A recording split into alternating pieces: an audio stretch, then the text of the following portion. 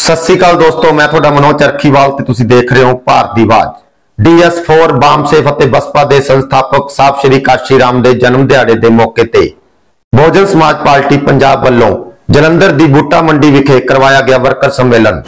ਬਸਪਾ DS4 ਅਤੇ ਬਾਮਸੇਫ ਦੇ ਸੰਸਥਾਪਕ ਸਾਹਿਬ ਸ਼੍ਰੀ ਕਾਸ਼ੀ ਰਾਮ ਜੀ ਦੇ ਜਨਮ ਦਿਹਾੜੇ ਦੇ ਮੌਕੇ ਤੇ ਜਲੰਧਰ ਦੀ ਬੂਟਾ ਮੰਡੀ ਵਿਖੇ बहुजन समाज पार्टी वालों वर्कर सम्मेलन करवाया गया। यह वर्कर सम्मेलन बसपा पंजाब दे पंजाब प्रधान जसवीर सिंह गढ़ी की प्रधानगी विच करवाया गया।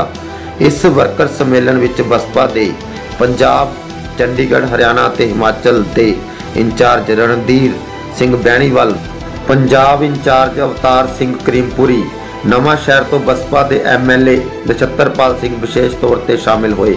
इस सम्मेलन विच पंजाब के वख-वख जिलों विचों वड्डी गिणती विच बसपा के अहुदेदार ते वर्कर पहुंचे।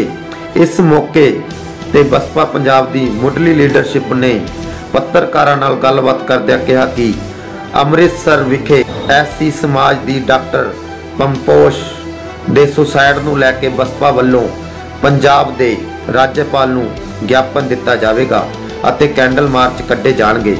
पंजाब सरकार ते वरदिआं उन्होंने कहा कि सरकार कोल पशुओं लई तां बजट है पर SC ST OBC समाज लई कुछ नहीं है।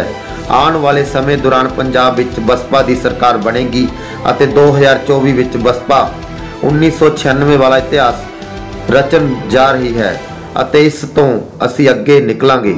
श्रोमणी अकाली दल बसपा गठजोड़ अते जलंधर जिमनी चोण बारे उन्होंने कहा कि बसपा सुप्रीमो मायावती जी का जो भी फैसला होगा वह सानू मंजूर होगा। उन्होंने कहा कि आप सरकार वालों दफ्तर विच बाबा साहब डॉक्टर भीमराव अंबेडकर की फोटो लगा के अते उन्हां दे नाम लैके उन्हां दे लिखे संविधान दीआं धज्जियां उड़ाईयां जा रही हैं अते SC ST अते OBC समाज नाल धोखा किया जा रहा है। बसपा के OBC आगू अते पंजाब के इंचार्ज अजीत भैणी अते पंजाब के उप प्रधान बलदेव सिंह मेहरा ने कहा कि बसपा नूं छड्ड के होर किसी पार्टी ने OBC समाज के लोगों बारे नहीं सोचा। उन्होंने कहा कि जे OBC समाज का कोई भी पार्टी भला कर सकती है तो वह बहुजन समाज पार्टी ही है। यूपी विच बसपा की सरकार बनदिआं ही भैन कुमारी मायावती जी ने OBC समाज का बनता 27% आरक्षण लागू किया। इस मौके ते बठिंडा तो पंजाब की बसपा सकत्तर मीना राणी अपने साथियों समेत सम्मेलन विच पहुंचे। मुढ़ली लीडरशिप वालों इस सम्मेलन विच पहुंचे अहुदेदारां ते वर्करां दा धन्नवाद किया गया। आओ देखते हैं जलंधर तो भारत की आवाज के एडिटर इन चीफ मनोज चरखीवाल की यह विशेष रिपोर्ट।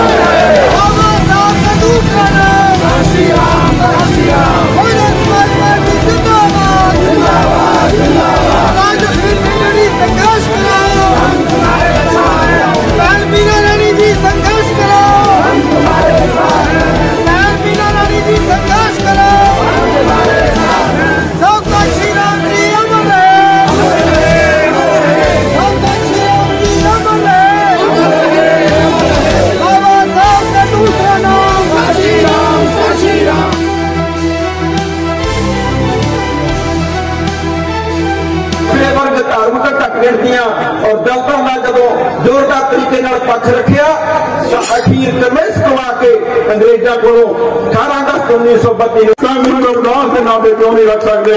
और पंजाब के अंदर संत रामानंद जी शहीदी हुई बयाना इंदिरा मरी, संजय गांधी मरिया, करमचंद गांधी मरिया, दिल्ली के राजघाट से 1,000 किले उन्होंने पार्क बनिया, कब्र बनिया। साबके कार्यक्रम के जन्म दिवस के अवसर पर इस कार्यक्रम को सफल बनाने के लिए जिन लोगों ने तहे दिल से सच्ची निष्ठा मन मेरे साहब का श्री राम जी को याद करके फतेह बुलंद करिए। जय भीम, जय भीम, जय भारत। ਅੱਜ ਬੁੱਟਾ ਮੰਡੀ ਦੇ ਵਿੱਚ ਬਹੁਤ ਹੀ ਵੱਡਾ ਪ੍ਰੋਗਰਾਮ ਰੱਖਿਆ। ਸਾਹਿਬ ਕਾਂਸ਼ੀ ਰਾਮ ਜੀ ਦੇ ਜਨਮ ਦਿਨ ਦਿਹਾੜੇ ਦੀਆਂ ਸਭ ਨੂੰ ਲੱਖ ਲੱਖ ਕਰੋੜ ਵਧਾਈਆਂ ਹੋਣ। ਤੁਹਾਨੂੰ ਇਹੀ ਅਪੀਲ ਕਰਦੀ ਹਾਂ ਕਿ ਤੁਸੀਂ ਭੈਣ ਮਾਇਆਵਤੀ ਜੀ ਨੂੰ ਪ੍ਰਧਾਨ ਮੰਤਰੀ ਬਣਾਓ ਤੇ ਉਹਨਾਂ ਨੂੰ ਪ੍ਰਧਾਨ ਮੰਤਰੀ ਬਣਾ ਕੇ ਹੀ ਤੁਸੀਂ ਆਪਦਾ ਰਾਜ ਕਾਇਮ करो।